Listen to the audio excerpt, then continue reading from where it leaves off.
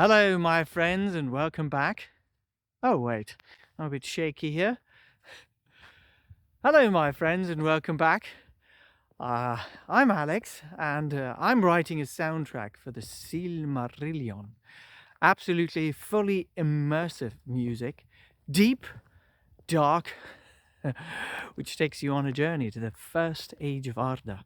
So have a look around my channel and make sure you subscribe. Today's video is an update on the Spotify incident. So here's a full chronology, okay? At the beginning of December, I received an email from my distributor, Distrokid, and they told me that Spotify had issued a warning because of artificial streaming, right? Here's the original message. Now, wow, I was a bit panicked. I had, I think a few weeks before that, enlisted the aid of an ads service to get more streams, right? And I told you about this, how I felt bad about it, it was a bit of a lazy move because I was actually learning marketing. And I was kind of trying to take a shortcut, and I was thinking, okay, well, yeah, you got it right.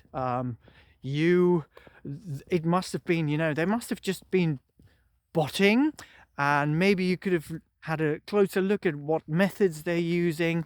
And then I had a second look at their web page, and I kind of thought, yeah, well, they don't really say what they're doing. Are they actually just doing Google ads, Facebook ads, and stuff? So I was actually trying to resolve the issue by being rather rude to them. So I said, hey, what's up? I'm I've received a warning. I'm going to be banned because here's the thing. Distrokid then sent me through a series of video lectures, and they said, well, you're probably gonna have to delete your songs because you're on playlists that are, I don't know, bot driven, whatever. It's a playlist that's just full of bots. And Spotify seemingly doesn't do anything to remove them. So you can't actually remove your songs. You can't take them off, right? So the only way out of this, they suggested, was to delete my songs. Sounding a bit strange there, right? Okay, well, anyway, I contacted that ad service. I was a bit rude. I have to say, I'm very sorry. I'm not really... I'm usually not a rude person, but, well, to be honest, when I'm upset, yes, I can be very rude. So, because, yeah, I said, there must be bots. I kind of didn't even inquire politely. Because I felt under such pressure, time pressure, because I didn't know, okay, first warning, second warning. I was just thinking, I need to get my songs off these playlists, whatever they are. I didn't even know, because I don't know Spotify so well to check. I didn't see any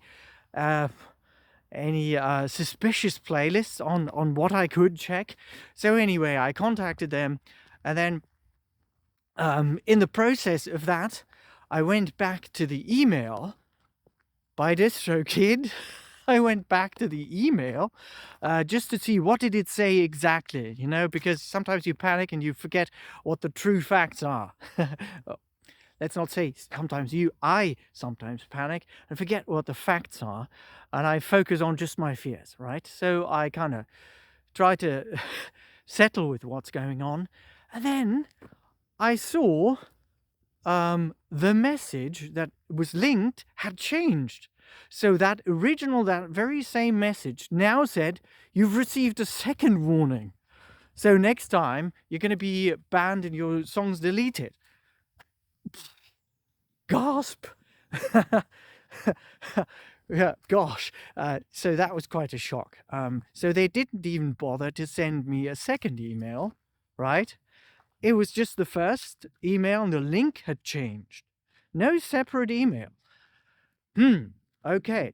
So anyway, I got a refund from that other company, but they, of course, I don't know, my songs.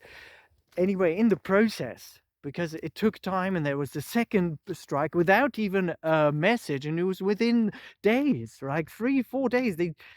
I didn't even have time to settle this, you know.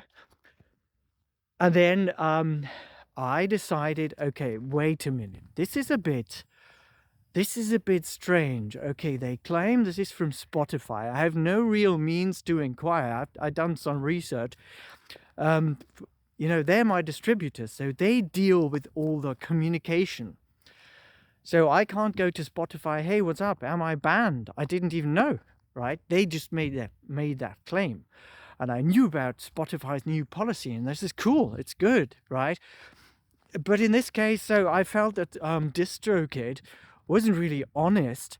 And, you know, I mean, come on. Okay, so you're going to delete your songs, and then what am I likely to do? Try to re-upload them with new IRSC whatever tag. So basically a re-release, which is going to cost me money, and I'm going to pay that money to the distributor, right? Well, okay. I'm not even. I haven't even mentioned all the hassle of, you know, re-uploading and doing all the administrative stuff. Good. So my decision then was, firstly,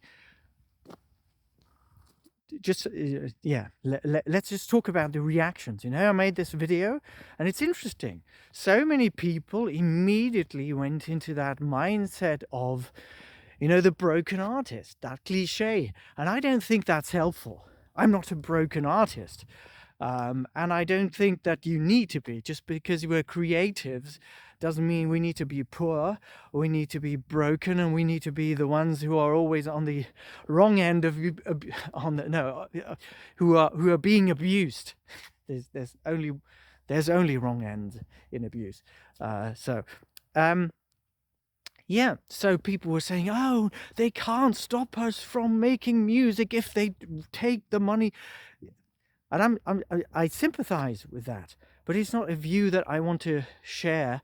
It's not a mindset I want to adopt. So rather, I thought, okay, there are certain things that are beyond my control, right? So I can't take back these warnings and whatever. And I had made the decision to enlist the aid of this ad service. And I'm not going to do that anymore. But anyway, yeah, because I actually know how to do this myself now. But anyway, I have, and I take full responsibility for that. And what are my options? I don't think that this is valid, because I really can't prove. I don't know about that service. Did they use bots? I can't really say.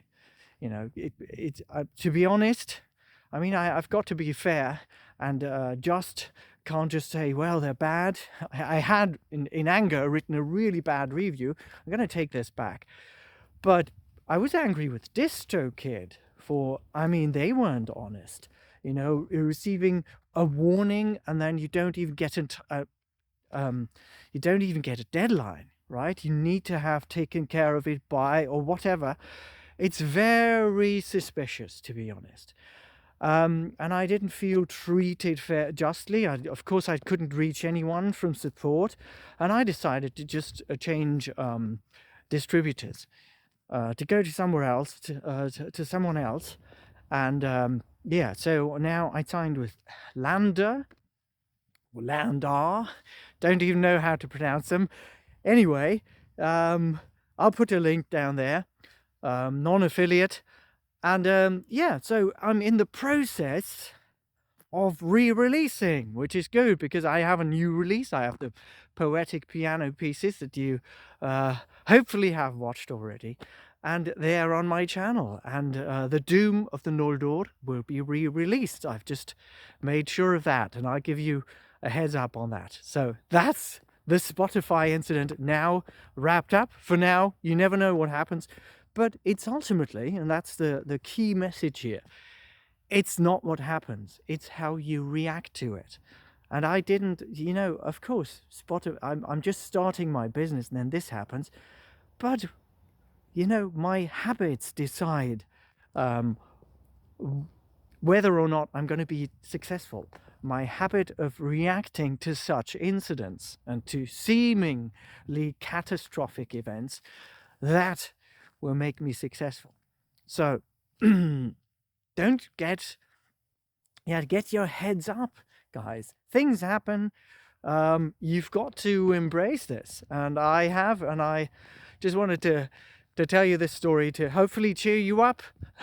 Have a great day. Cheers.